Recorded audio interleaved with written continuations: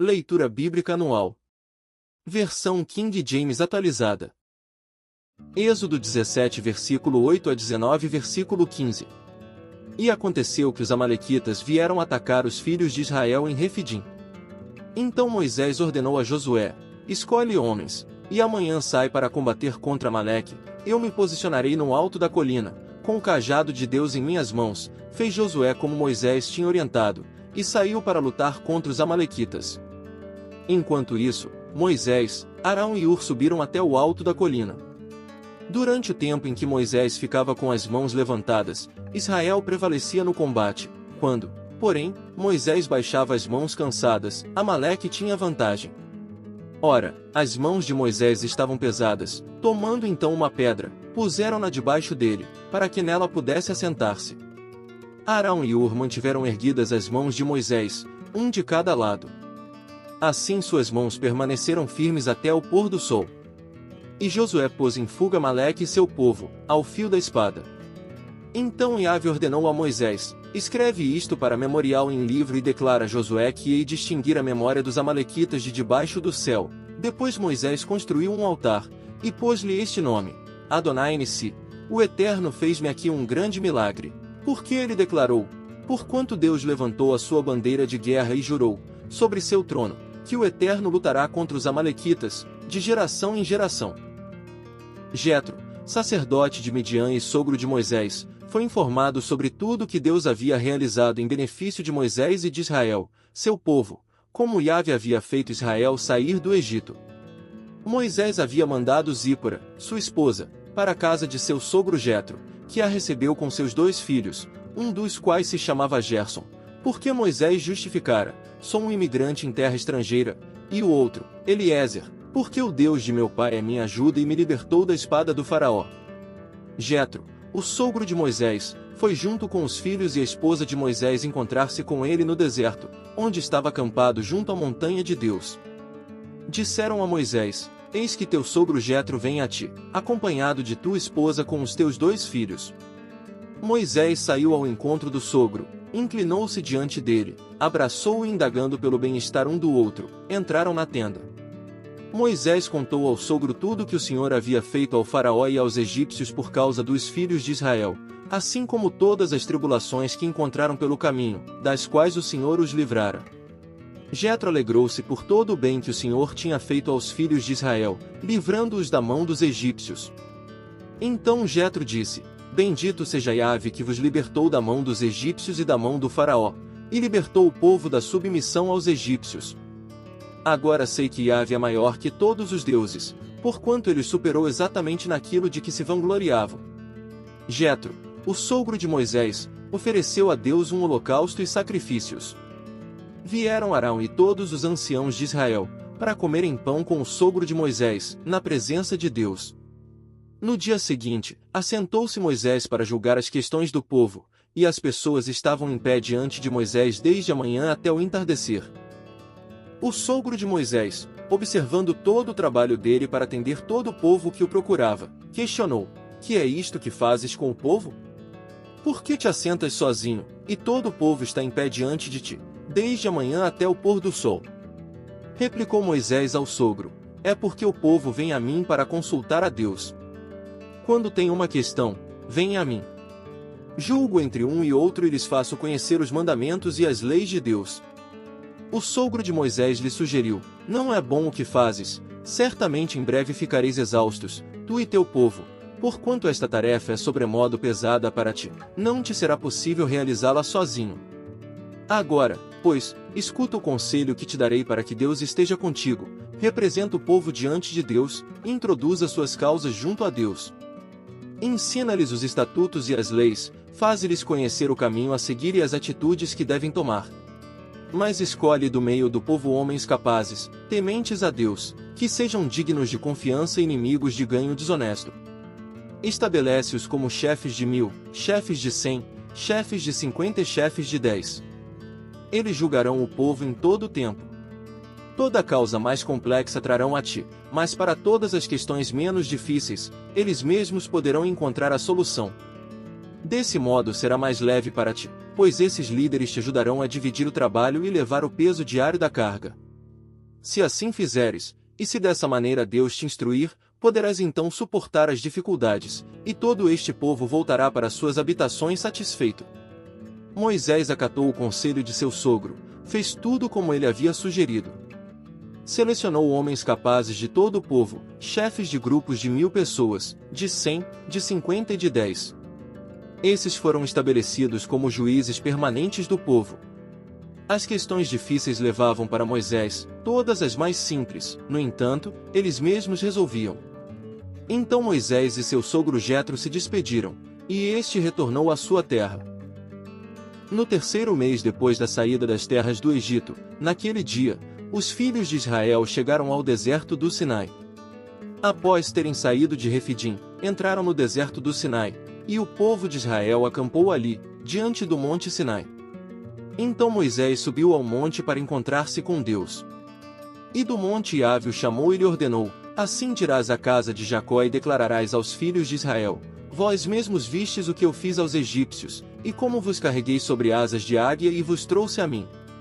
Agora, se ouvirdes a minha voz e obedecerdes à minha aliança, sereis como meu tesouro pessoal dentre todas as nações, ainda que toda a terra seja minha propriedade. Vós sereis para mim um reino de sacerdotes e uma nação santa. Estas são as palavras que dirás aos filhos de Israel.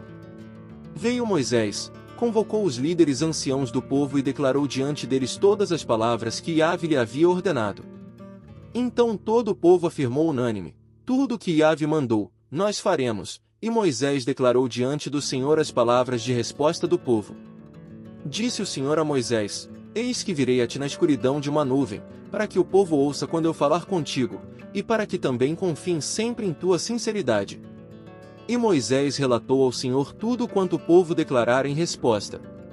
E o Senhor disse mais a Moisés: vai ao povo e orienta-o a consagrar-se hoje e amanhã, lavem as suas vestes, estejam prontos depois de amanhã, porque depois de amanhã Yahvé descerá aos olhos de todas as pessoas sobre o monte Sinai.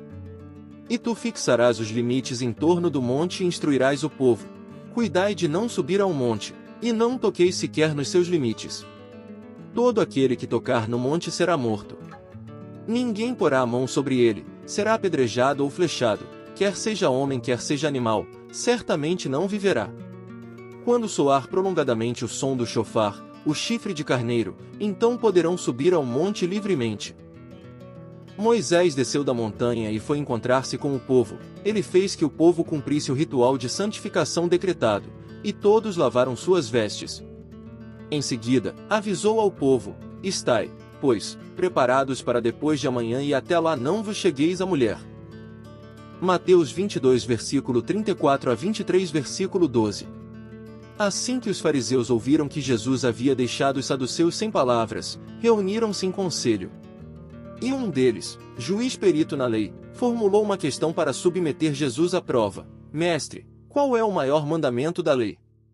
Asseverou-lhe Jesus: amarás o Senhor, teu Deus, de todo o teu coração, de toda a tua alma e com toda a tua inteligência. Este é o primeiro e maior dos mandamentos. O segundo, semelhante a este, é: amarás o teu próximo como a ti mesmo. A estes 2 mandamentos estão sujeitos toda a lei e os profetas. Jesus é o Senhor de Davi. Estando reunidos os fariseus, Jesus lhes indagou: qual a vossa opinião acerca do Messias? De quem ele é filho? Ao que eles lhe afirmaram: é filho de Davi. Contestou-lhe Jesus: então, como se explica que Davi, falando pelo Espírito, o trata de Senhor? Pois ele afirma: o Senhor disse ao meu Senhor: assenta-te à minha direita, até que eu ponha os teus inimigos debaixo dos teus pés. Considerando que Davi o chama Senhor, como pode ser ele seu filho? E ninguém foi capaz de oferecer-lhe uma só palavra em resposta à questão, tampouco ousou alguém mais, a partir daquele dia, dirigir-lhe qualquer outra pergunta. Então, Jesus pregou às multidões e aos seus discípulos: os escribas e os fariseus se assentam na cadeira de Moisés. Fazei e obedecei, portanto, a tudo quanto eles vos disserem. Contudo, não façais o que eles fazem, porquanto não praticam o que ensinam. Eles atam fardos pesados e os colocam sobre os ombros dos homens. No entanto, eles próprios não se dispõem a levantar um só dedo para movê-los. Tudo o que realizam tem como alvo serem observados pelas pessoas. Por isso, fazem seus filactérios bem largos e as franjas de suas vestes mais longas. Amam o lugar de honra nos banquetes e os primeiros assentos nas sinagogas. Gostam de ser cumprimentados nas praças e de serem, pelas pessoas, chamados Rabi, Rabi. Vós, todavia, não sereis tratados de rabis, pois um só é vosso mestre, e vós todos sois irmãos. E a ninguém sobre a terra tratai de vosso pai, porquanto só um é o vosso pai, aquele que está nos céus. Também não sereis chamados de líderes, pois um só é o vosso líder, o Cristo. Porém o maior dentre vós seja vosso servo. Portanto, todo aquele que a si mesmo se exaltar será humilhado, e todo aquele que a si mesmo se humilhar será exaltado. Salmos 27 versículos 7 a 14. Ouve a voz do meu clamor, ó Senhor, tem piedade de mim e responde às minhas súplicas. Meu coração compreendeu o teu mandamento, buscai a minha face, e por tua presença meu ser anela. Não ocultes de mim a tua face, não me afastes de ti em ira, tu tens sido meu advogado. Não me negues tua ajuda, nem teu amparo, ó Deus, meu Salvador. Ainda que meu pai e minha mãe me abandonem, o Senhor me acolherá. Ensina-me o teu caminho, Senhor, guia-me pela vereda dos justos e protege-me dos que me perseguem. Não me entregues ao apetite dos meus adversários, pois são caluniadores e se levantam contra mim, bufando crueldade. Eles me fariam desesperar, não fora minha fé perseverante de que viverei para ver a bondade do Senhor. Confia, pois no Senhor, assim, fortalecerás teu coração, por depositares somente no Senhor toda a tua esperança. Provérbios 6 versículo 27 a 35. É possível alguém atear fogo ao próprio peito sem queimar a roupa? Pode alguém andar sobre brasas sem queimar os próprios pés? Assim acontece com quem se deita com mulher alheia, ninguém que a toque ficará sem castigo.